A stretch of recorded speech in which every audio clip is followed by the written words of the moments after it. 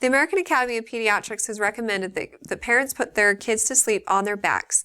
And because most parents listen to this advice, we're seeing a lot of babies with flat or misshapen heads. And because of this, a lot of kids are needing physical therapy or in some cases helmets to help fix the problem. Now, you mentioned that you have an 11-week-old baby who does have a little bit of a flat spot, and the pediatrician saw it and said that if it's not resolved by 4 months, then physical therapy would be necessary. And this is a pretty typical standard of care. There are some things you can do in the meantime to hopefully decrease the likelihood that physical therapy is needed, though. Tummy time is great. The less time your baby spends on her head, the less chance that there is that it will get flat. So it's recommended that tummy time be done 2 to 3 times a day for at least 5 minutes. And some babies love it and others hate it. So if she's not too into it, you may not be as likely to want to do it, but it's still super important to put her on her tummy while she's awake and let her stay there for a few minutes and do this multiple times throughout the day.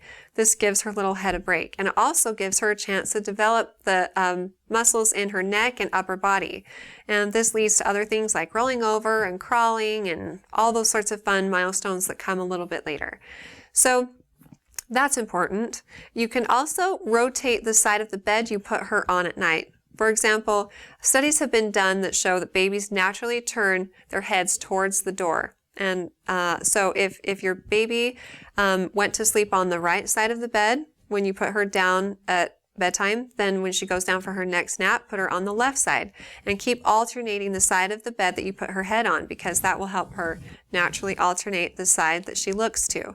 Now, you did mention that she seems to favor one side, and the doctor, I'm sure, checked this out, but sometimes there's a condition called torticollis, and it can either be congenital or something that a baby is born with, or it can just be a really tight muscle. There's a couple of other causes, but sometimes physical therapy is necessary to help stretch that muscle and make it more likely to turn the other way, because babies who are resistant to turning or have a couple of other signs may have torticollis, and so physical therapy in a lot of instances is what's going to fix this.